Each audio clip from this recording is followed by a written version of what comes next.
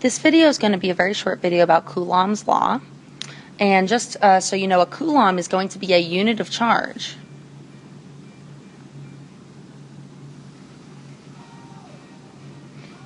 Okay, and we will discuss a Coulomb as a capital C in terms of a unit, so you can have kilocoulombs or something like that. However, charge as a quantity is represented by a Q, capital or lowercase sometimes. A Coulomb is equal to the charge of 6.24 times 10 to the 18th electron. So an electron actually has a very small unit of charge. Think about it, it's a very small thing. Coulomb's law defines electric force. Okay. K is going to be a sort of constant. And that K is not constant all the time, otherwise we would have another value in there. It will frequently depend on the medium or item we're talking about here. Q1 and Q2 represents the two items, the charges of those items that are interacting. So say I have two balloons repelling each other, and the charge on this one is, let's just say, 3 coulombs.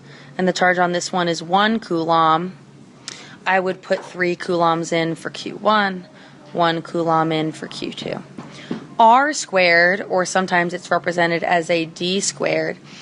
R, or D here, is going to be the distance between charges, and notice that it is squared, which means that as, for example, the distance increases by double, if you double distance, or double distance here, that gets squared, which becomes 4D squared, and it ends up being that force is reduced by 1/4 when distance is doubled.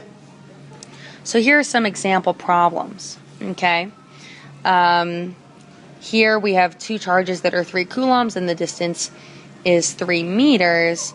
We're just going to cancel K for a little while and just assume here that we have just Q1, Q2, and distance squared, just for some basic values. So here I would have 3 times 3 divided by 2 squared. That gets me 9/4, or 2.25, I think, would be, and it's in newtons for our electric force. Similarly here, I have the same distance but reduced charges. Let's do that one over here. I have 1 times 1 coulomb over 2 squared. That gets me 1/4, or 0.25 newtons for my electric force. So there, each of my charges was decreased by 3, which means my overall force was decreased by a factor of 9. And I'm sure that and that's actually why I have 1/4 here versus 9/4 here.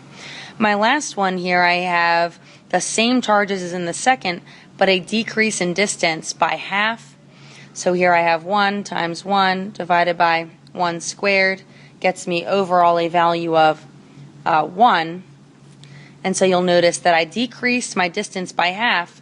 That then increased my distance by a factor of 4, because remember, distance is squared.